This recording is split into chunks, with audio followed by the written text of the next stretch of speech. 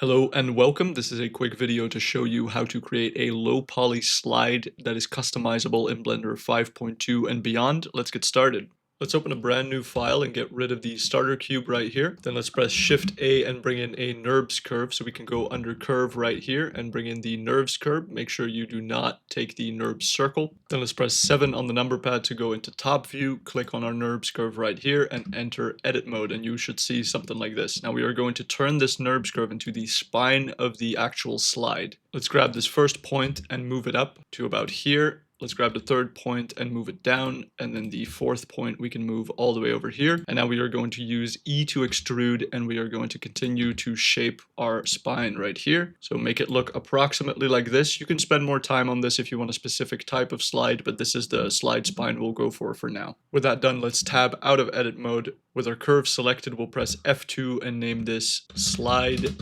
spine. Press enter. Now let's go ahead and rotate this, so RX90, there we go. We've done most of the hard work. Now let's bring in a cube to actually be used as our slide, and we want to make sure that our cube is as long as the actual curve is. So we want to go ahead and tab into edit mode, S to scale on the X-axis, and just move it out a little bit like this. Tab back out, and let's move it over the curve. It can be a little bit bigger, that's fine. Let's tab back into edit mode, S to scale, Z, and let's just make it a little bit thinner like this. And let's also scale it on the Y to make it a little bit thinner, and this is looking good for now. Now with our cube selected, let's head to the modifiers tab right here, press on add modifier, and let's bring in the curve modifier. There are not too many settings to worry about here. The only thing we're going to do is press on object here, and we will select our slide spine. You can of course also go ahead and undo that and use the dropper tool, and then press on the slide spine right here. You'll see that our cube immediately reacts to this. So now if we GX to move, you will see that it tries to stick to the curve, but it's not quite dense enough to actually deform. So let's go ahead and tab into edit mode for the cube. And let's right click that cube, press subdivide, and then Shift R a few times to repeat that until your mesh is nice and dense like this. And now if we tab out of edit mode and we move the cube again, you can see that it's actually conforming and deforming to the spine. So let's keep it like this. Let's move it in place and do something like such.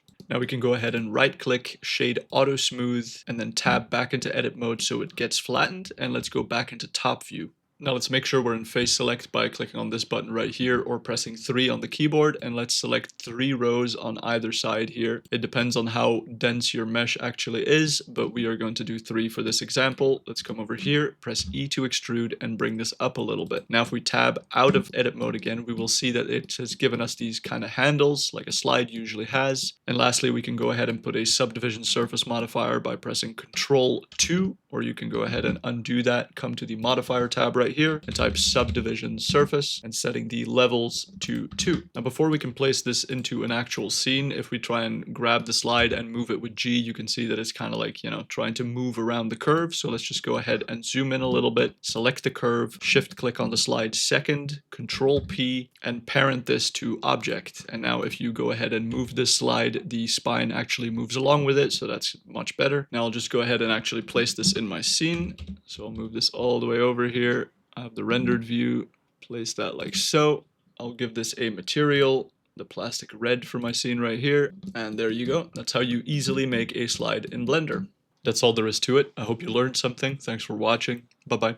Love you.